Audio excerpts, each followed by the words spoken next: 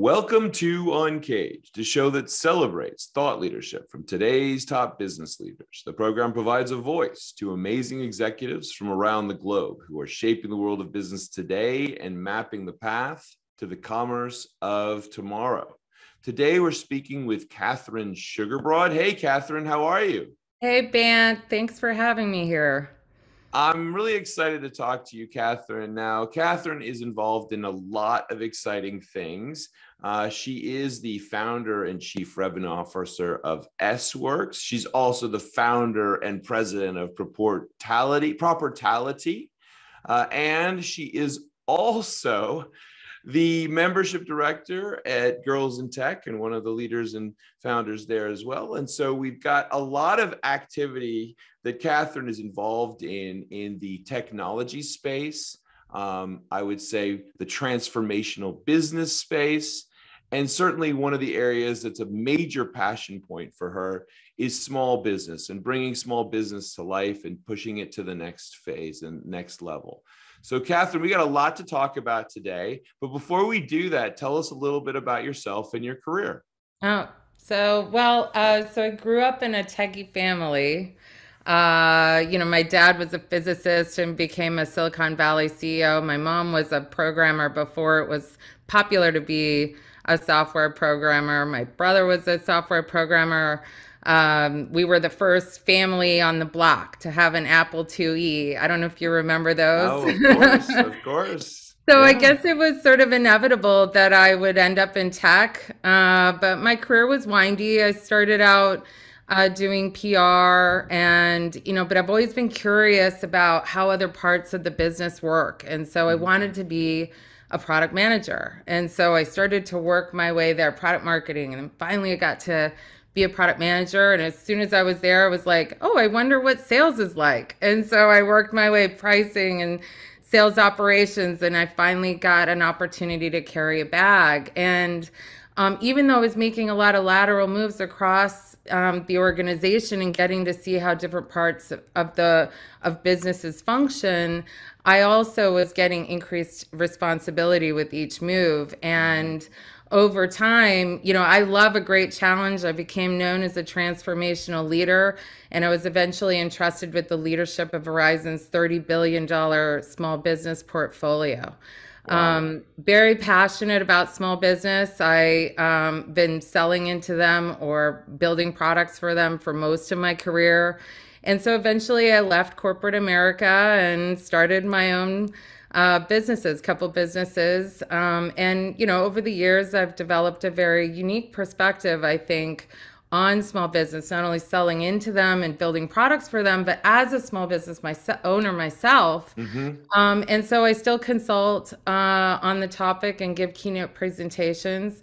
I also have a unique perspective on what it's like to be a woman in tech, which is Mm-hmm. sometimes challenging. Yeah. And my desire to give back to and support other women in tech has led me to be part of the Girls in Tech board here in New York. That's And excellent. yeah, Yeah, no, I mean, there's a lot there. And I just wanted to kind of pull out a couple of the things that really resonate with me. And certainly I know that have been key for you. So there's this idea of transformational leadership, and just love to hear a little bit from you on what that is in your mind, and maybe some of the things that you've worked on in that area.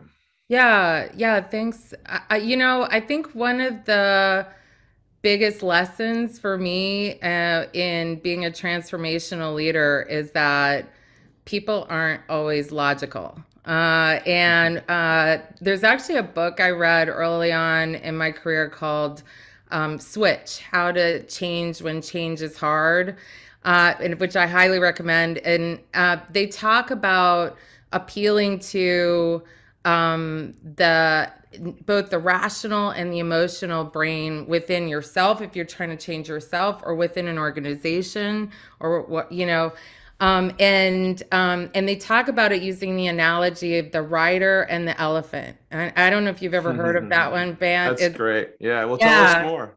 Yeah. So basically the rider sits on the elephant, obviously. They're supposed to be the rational brain, right? So they see the path. You're going to appeal to them through data and facts and those kinds of things. But at the end of the day, they're sitting on an elephant, which is 10 times their size. That's the emotional brain. And if the Mhm. emotional brain and the rational brain are in disagreement, the elephant is always going to win. And so you really need both of them to be aligned to really get the kind of change that you want. And I think a great analogy for that is like the rider is the one at night that sets the alarm clock for 6 o'clock in the morning because you want to have time to have your coffee and your shower and everything.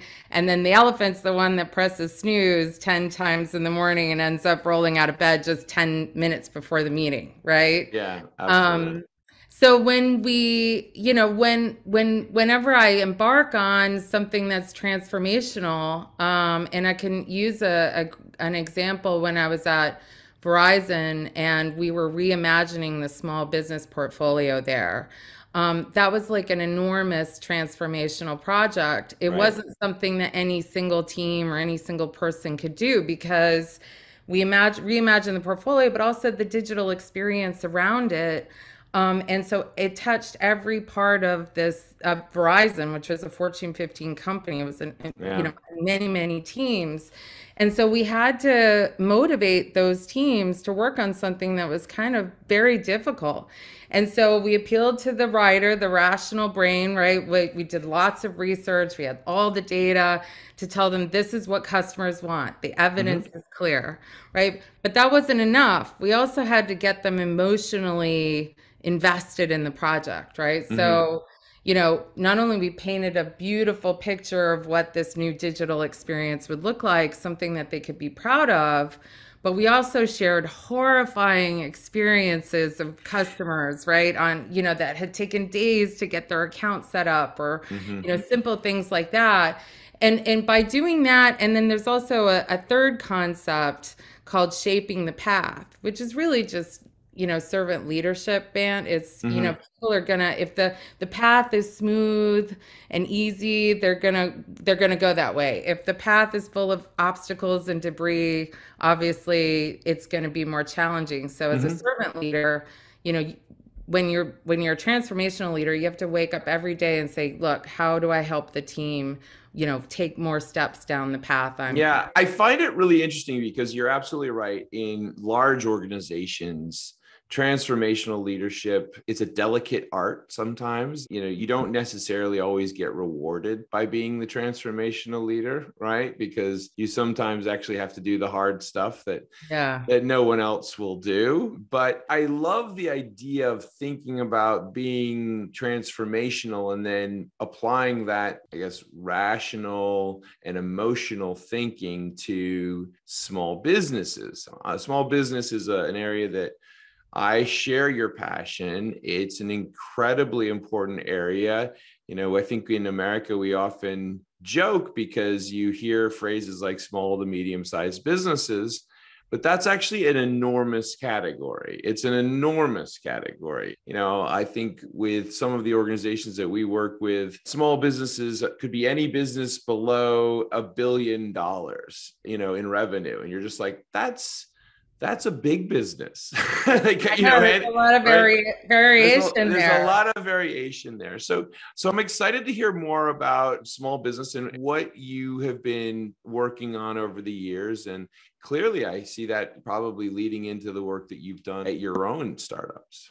Yeah, yeah. I mean, I think personally, I think you have to be a sociopath not to get excited about helping small business. I mean, they're like the classic underdog, David versus Goliath. The odds Mm-hmm. are stacked against them. They're trying to compete against these, the large, well-resourced enterprise. I think everybody wants them to win, and that's initially what really attracted me to them. But also, like you said, I mean, they're a vital part of our economy. They're Right. almost half of our GDP, and they're really embedded in the fabric of the communities, right? Mm-hmm. And so a lot of, even if small business isn't your only segment that you're going after, the ability to own Main Street or to be an important part of Main Street, if you will, can open up avenues to consumers in that town or other businesses in that town. And so people, businesses of all sizes are interested in small business. They're an important market for technologies and services. But a lot of businesses don't really know they don't understand the segment. They don't know how to go after them. I mean, they take their enterprise product and they try to water it down for a small business, or they take a product that's really designed for a consumer and they put a couple more bells and whistles on it and they say, oh, this is our small business version. And so over the years, I've conducted like layers of ethnographic, qualitative, quantitative research into the segment, my own personal experience.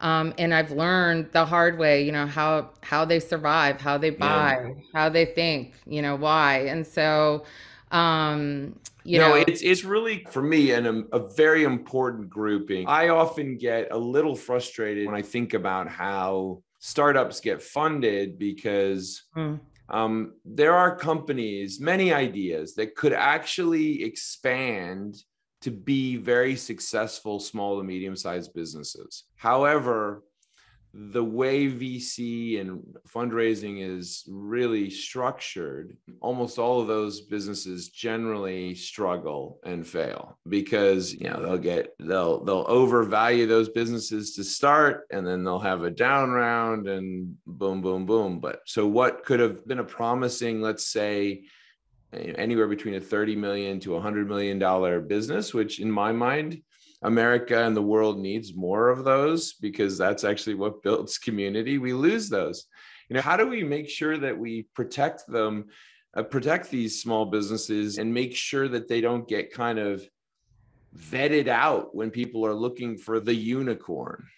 Oh gosh. I mean, there can only be so many unicorns. And, what's interesting is that there are a lot of new funding sources now for small businesses, right? And actually, I can't remember the statistics exactly, but it's a very small percentage of small businesses that, like you said, that end up getting their funding through VCs, right? And a lot of them burn a lot of energy trying to get funded by VCs when they might have better luck actually, getting other sources of funding through, by leveraging, their company assets or other angel funding. It's really that's really real challenge. I think for me, my big area that I like to focus on is the digital transformation of small businesses, right? Because they are really disadvantaged. I mean, it's an interesting time because when you think about it, right before the pandemic, I mean, less than 50% of small businesses even had a website, and now, right, I think 72% increased their online presence, and the majority are continuing to invest in that technology. And there's kind of been an explosion of SaaS offerings out there that helps them get the basics covered. I mean, they're practically being inundated by all the SaaS offerings that are out there right now. But what's still elusive is some of the more advanced technologies like artificial intelligence. I mean, what they can access is very limited. What they can do from a personalization perspective that makes your marketing a lot more effective is very limited. It's such a great point. I remember when I was a little bit of a serial entrepreneur at this stage, but some of the earlier companies, and you're trying to implement things like CRM systems, and you go to try to have a conversation with Salesforce, and they want to lock you in on these annual contracts up front, and you're sitting there like, you guys do know that I'm like a startup, an annual contract is a bit scary. Right. Exactly. Right. Yeah. I mean, I've talked to a million businesses that they're like, oh yeah, I started out at the $99 a month, subscription, and now I'm paying like $700 a month, or I'm paying, and they get, And a lot of times these technologies, they promise the world, but they're not really a perfect fit because Mhm. every small business is just as unique, but Yeah. companies don't necessarily treat them that way. They try to form fit them because that's the only scalable model, right? Hmm. And so, you end up with, I worked with a roofer last year. He was the record holder. He was running his business on 14 different apps. And he was Wow. spending, yeah, and he was just your run-of-the-mill roofer in Dallas, right? And he's spending $50,000 a year on apps, and none of them really work together.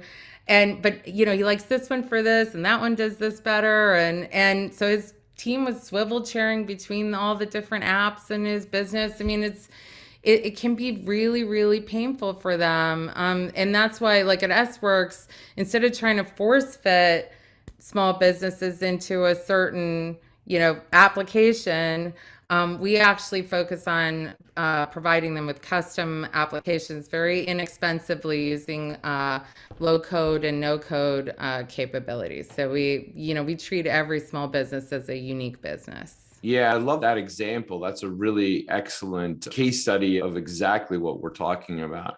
But let me shift gears a little bit and talk about something that I know that you spend a lot of time on, and that is as a board member at Girls in Tech and really looking at the topic of women in technology in general. It's certainly a known issue where development in large companies still is heavily skewed to the boys. So tell me how Girls in Tech is tackling that and helping to come up with a more equitable solution. Yeah, yeah, it's a really important time, I think, to be focused on, diversity in general, but especially gender diversity. I mean, women really were hit pretty hard by the pandemic. Yeah. It's all, very small changes and stuff, but they lost their jobs at a greater rate than men. Hmm. Women-owned businesses went out of business at a greater rate. Violence against women increased. They were at Hmm. disproportionately vulnerable to, the financial pressures and the emotional stress that came along with the pandemic. And so I think more than ever, it's important to really focus on women in any professional role, not just in tech, just to help them get their footing again, because we Right. kind of lost at the movement, if you will, sort of lost ground during the pandemic when we were all just sort of focused on surviving. Right. And we at Girls in Tech, we really try to focus on women at in any stage of their career, but the problem really starts early on. And McKinsey's done some research that shows how the drop off, I guess, if you will, of Yeah. women getting promoted at every rung in the ladder, as they Hmm. say. And so you might be familiar, Bant, that just in that first rung from, individual contributor to manager, Hmm. there's a 14% drop off, right? So for Right. every 100 men that are promoted, it's 86. But you might be surprised to know that in tech, that's even more pronounced. So it's actually 56 to 100. Wow. And so Wow. Girls in Tech actually did some research with McKinsey to look into the causes of that. It's a great organization. In addition to research, we also focus on professional development. We give connections and guidance like mentorship programs and networking events. And then we try to connect women with the right jobs. We started out 15 years ago in San Francisco. We're now a global organization in 55 cities and 37 countries. So very proud to be a part of the organization and the work that we're doing there. Yeah, and you're absolutely right. It's something that needs to be thought about in terms of, immediate issues, right? Immediate hires, immediate promotions, but also really deep planning for generational change. And that I think is the beauty of the organization that you and your colleagues have been able to build in Girls in Tech. It's the generational change that we really need to make sure happens. And it's tricky. The thing that you mentioned about the manager stuff, it's so horrible to hear that. And especially also because, any intelligent person kind of sees the biases right up front. And so it's kind of like, how do we tackle this? And I think for all of us, it's how do we tackle this faster, right? Because any intelligent person sees the issues. So now the issue is like, how do we affect and build this world that we all think should be here now or should have always been here, right? So, Yeah. Yeah, I yeah, mean, you nailed it, Van. And it's not just like, oh, men are keeping women down. I mean, it's like yeah, women keep themselves down. I mean, it's like it's just part of the fabric of society and how things have always worked and the societal norms. yeah, And that unconscious bias, it doesn't change without deliberate, intentional action, unfortunately. And so, and everybody's going about their busy lives, and you're just surviving and trying to make something happen, and to stop and think about what you're doing and add an right. intentional element is tough, it Yeah, is. right. And really kind of try to shift away from kind of institutionalized barriers that should be rethought, re-envisioned. So that's excellent. Well, listen, tell me a little bit about this year for you, Catherine. What's on the docket for 2022 and what are you thinking about? Yeah, I think there's a big opportunity for small business this year, but there's still a lot of areas that are going to be challenging for them. I mean, the supply chain issues, inflation, obviously small businesses, don't have the kind of resources to be able to carry some of that or Right. absorb some of that. And, so they're having to raise their prices and that makes them less competitive. Hmm. And, from a girls in tech perspective, I think I mentioned earlier, I think it's time for us to double down. I think that, what's going to be interesting there is we're starting to experience a serious labor shortage, right? Yeah. And, I like to think that, the gender gap is going to be fixed because it's the right thing to do. But the reality is that what motivates people to fix that gap faster is when it makes business sense. Right. And, you know, paying attention to that talent, right? The women that are out there that are part of the talent pool, I think is only going to help that cause for sure. Yeah, no, that's a really good point. Catherine, we've covered a lot of ground today. I mean, I love the stuff that you're working on. We've been speaking with Catherine Sugarbroad. She is the Chief Revenue Officer and founder of S-Works. She is the founder and president of Propertality, and she is also a board member for Girls in Tech. We've been talking about digital transformation. We've been talking about the importance of small business. And in fact, actually, what I really liked what you were talking about is how you have to think about the tech stack differently for small businesses and be aware of how to craft that in a more intelligent way. And it sounds like a lot of the work that you've done at S-Works has been able to help in that regard. And then certainly the generational challenges of girls in tech, as well as the immediate needs for making sure that we have gender equity in technology today, not only because it's a nice to have, but it's an obvious need to have and can help us through some of the challenges that we're facing as society. So Catherine, thank you so much for being on Uncaged today. If someone wanted to reach you, where can they find you? You can find me on LinkedIn and visit me and reach out. I'm very active on LinkedIn and I'd love to hear from you. Wonderful. Well, listen, thank you so much for being on the program and we look forward to having you back.